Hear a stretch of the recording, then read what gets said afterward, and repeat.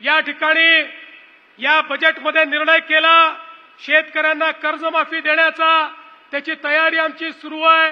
12 रुपये 35 पैशाने कांद्याची खरेदी सुरू होते। यासोबत आमच्या शेतकऱ्यांकरता देखील माननीय शिवराजजींना आम्ही विनंती केली।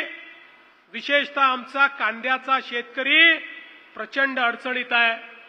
अनेक शेतकरी कांद्याला 1 रुपया भाव मिळतोय म्हणून कांदे फेकून द्यायला निघाले आहेत आणि म्हणून शिवराजजींना मी सांगितलं काय वाटेल ते करा, पण कांदा विकत घ्या।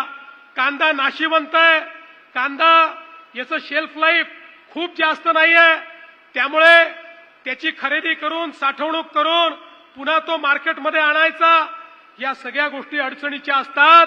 पण तरी देखील आपल्या विनंतीला मान देऊन आजपासनं महाराष्ट्रामध्ये शिवराज सिंग चौहान साहेबांच्या नेतृत्वात, माननीय मोदीजींच्या नेतृत्वात 12 रुपये 35 पैशाने कांद्याची खरेदी सुरू होते।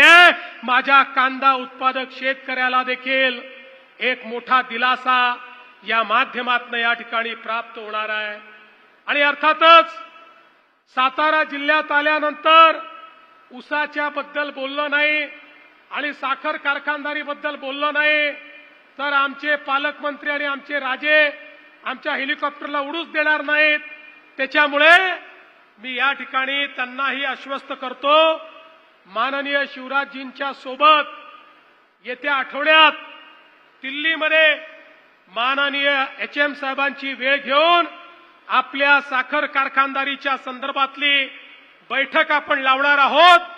केंद्र सरकार आणि राज्य सरकार मिळून साखर कारखानदारी आणि ऊस उत्पादक शेतकरी यांच्यावरचं संकट हे देखील राज्य सरकार दूर करेल, हा विश्वास या निमित्ताने मी आपल्याला देतो।